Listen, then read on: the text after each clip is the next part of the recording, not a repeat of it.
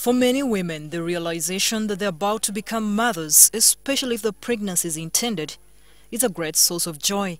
Many work towards it. This lady who admits to being camera shy is ecstatic that she's about to bring her first child to the earth. To discover you're pregnant, you should really go for antenatals. So it has helped most of us never to get sick. Every morning I do exercise, like bathing cold water very early in the morning, so that I can get some power.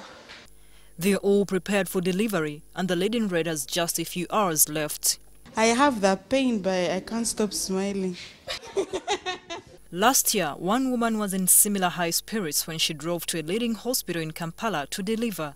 Unfortunately, Remi Wamala Nanonu died during childbirth and added to the country's already high mortality rate, where 438 women die of every 100,000 live births. Last month, her husband Godfrey Wamala fought back fond memories of his wife during the memorial service.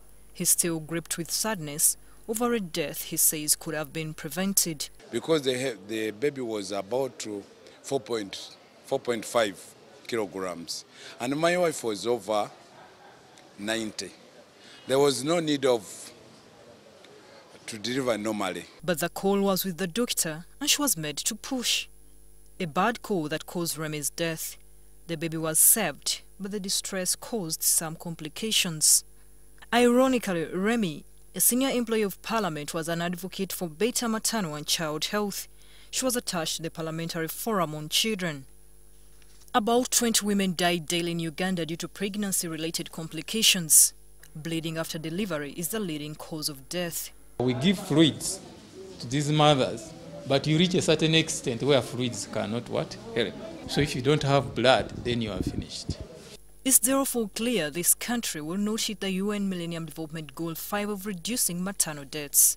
But Robin Abitei, the national coordinator of the White Ribbon Alliance, an umbrella board of organizations working to improve the maternal and child health, says activists are working hard to ensure that these needless deaths don't occur. Many people look at maternal health as a health issue, but it's not just a health issue. It is a development issue. It's a social issue, and really it will contribute a lot to the stability of this nation. She adds that more and sustained awareness is vital, not only amongst the mothers, but also at the highest levels of authority. Leaders are tasked to put this at the top of the agenda. Bitei echoes the call many leaders made recently in South Africa during the Partners Forum on Maternal, Newborn and Child Health. With good leadership, some countries have made huge leaps in improving maternal and child health. Ethiopia and Rwanda have reduced maternal mortality with special investment in health workers. Midwives are very, very key. But we all know that Uganda is short of trained midwives. We should encourage more midwifery schools to be set in, and the midwives who are out there, their salary should be improved a little. At the China-Uganda Friendly Hospital in Naguru, Kampala, about 150 mothers come for antenatal care, but there are way too many for the few midwives here. The community expects us to do wonders for them, and we find there is a lot of litigation on our side. We are only 2 doctors and 3 interns. Okay?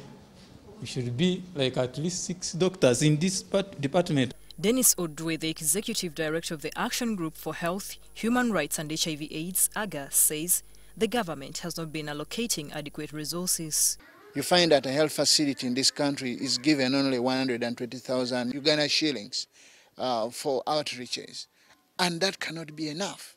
But the challenge is with the executives, because they are the ones who control resources. Their priority is not in health. Better funding or resource allocation would also cater for family planning, which according to WHO could cut the number of maternal deaths by almost a third, because then women would have the power to decide how many children to have and when. Most of the basic drugs are available. Blood sometimes is a problem, but most of the time we now have blood. In an effort to cope and save other mothers, with the support of his church in Busega in Wakiso district and friends, Godfrey Wamala started a foundation in his late wife's memory. The Remy Foundation for Maternal and Child Health focuses on raising awareness on the plight of women and children. Because if we sit down, people will die like my wife died. There is need to do more about maternal health. Activists say more of such partnerships are needed and also underscore the integration of different sectors in the country. An analysis in the Lancet Every Newborn series released in May showed that 3 million maternal and newborn deaths and stillbirth in 75 high-burden countries, including Uganda, could be prevented if each person donated $1.15, approximately 3,000 Uganda shillings per year, for the cause, just once. Florence Salimba, NTV.